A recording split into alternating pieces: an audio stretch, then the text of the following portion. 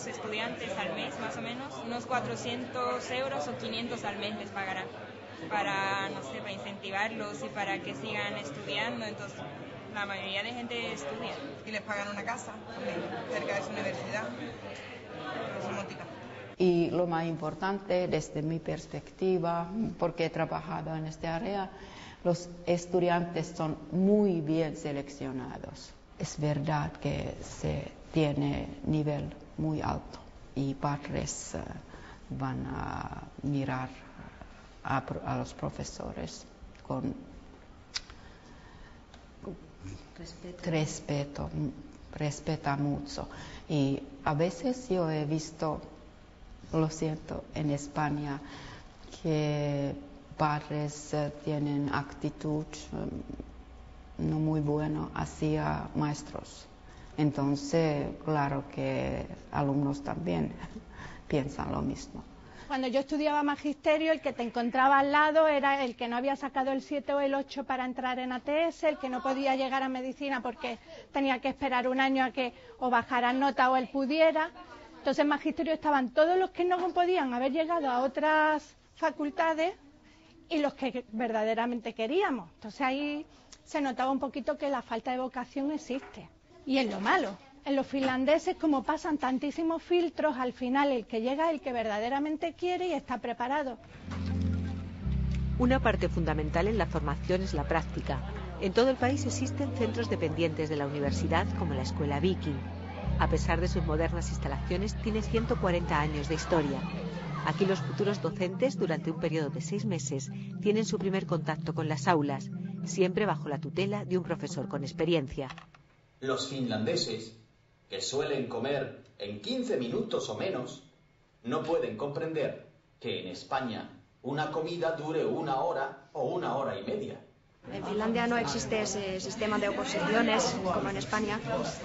Entonces, bueno, con que tengas la carrera y el CAP cursados, pues ya está. Y te pueden contratar en un colegio o un instituto público y puedes empezar a dar clase. El otoño en Finlandia no es muy agradable y sin embargo la naturaleza es muy bonita. Preparamos las clases nosotros y luego tenemos una profesora que nos guía, que es la profesora de español de este instituto, y pues siempre tenemos que enseñar los planes de clase a ella de antemano para que lo revise y luego damos la clase nosotros. Ahora se pone la teoría en práctica y pueden trabajar con alumnos. Es una situación más o menos normal que van a enfrentar en la escuela, en su trabajo después. Y aquí, como yo estoy aquí, puedo decir o tengo que decir lo que no está muy bien y lo que pueden mejorar quizás en su enseñanza. Una enseñanza que intenta evitar que ningún alumno se quede atrás. En los colegios finlandeses apenas hay repetidores. Lo que funciona muy bien son las clases de apoyo. Cuando tienes un alumno que se te queda detrás, viene un profesor y te ayuda en clase. Entonces ese niño recibe unas clases más adaptadas a él, no se queda detrás y tú puedes seguir siempre con el ritmo de la clase. Además, en Finlandia hay muchas veces ayudantes. Tienes un ayudante en clase y no tienes tú que estar solo con 30 niños, sino que tienes otra persona y puedes dividir la clase en 2 grupos y entonces funciona mucho mejor. Este es un aula de educación especial de inglés. Es para los alumnos que tienen dificultades en un aula corriente.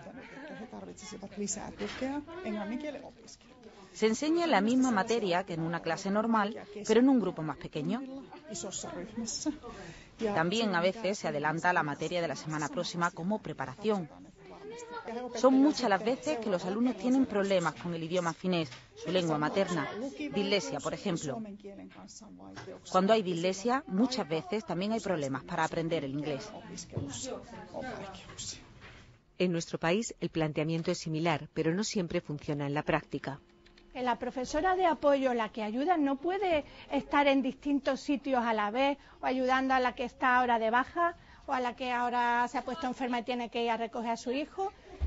ella tiene su función y ahí tiene que haber otro personal que haga esta suplencia, no sé. Y en los colegios españoles yo estoy harta de escuchar, no, es que como falta ya una semana, su hijo no ha recibido apoyo, pero vamos a ver, mi hijo necesita apoyo, no es que sea simplemente un juego, es que lo necesita.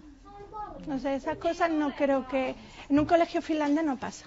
En esta clase los niños están rellenando una encuesta y en esa encuesta tienen que responder cómo es el ambiente en su aula y es como una herramienta del profesor para que él pueda detectar si hay problemas de acoso, si hay problemas sociales.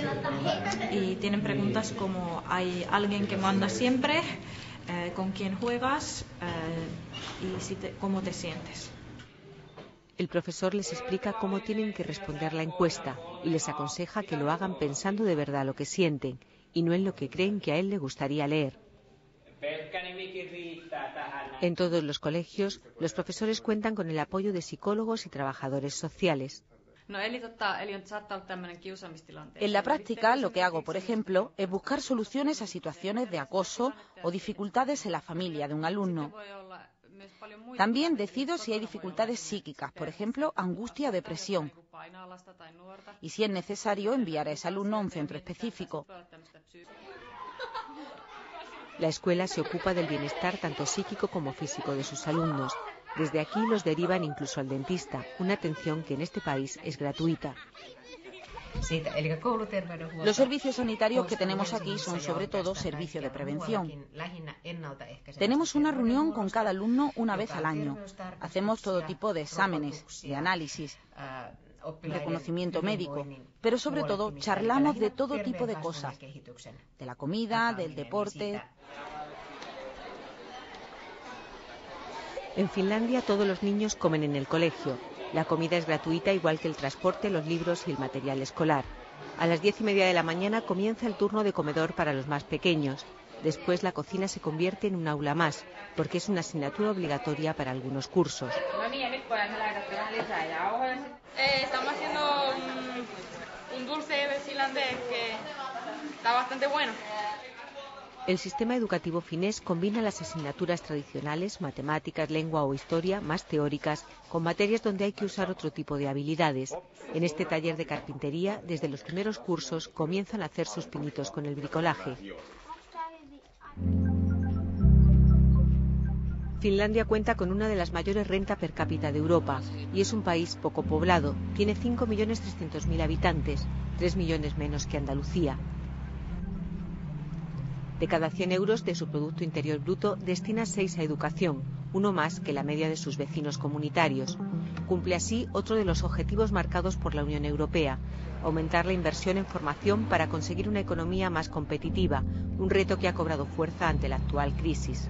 Los países miembros de la Unión Europea hemos apostado por una Europa cuyo futuro depende mucho de la educación, de la investigación científica y de la innovación.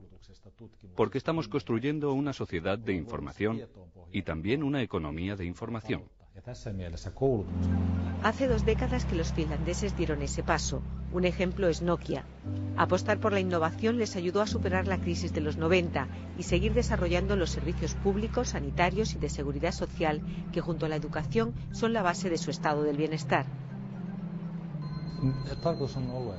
La meta es ofrecer a todos los ciudadanos las mismas posibilidades para que puedan desarrollarse. Ofrecemos esta misma seguridad básica en otros campos de la vida social. También ofrecemos los fundamentos necesarios para el desarrollo personal del ciudadano. Me llamo Juan, soy natural de Granada, un pueblo llamado La Zubia. Llevo aquí 4 años, trabajo como conductor de autobús en Helsinki y contento. Aquí la gente, pues, casi toda la familia son 2, 3, 4 hijos, que sin mínimo casi son 2. En España, pues,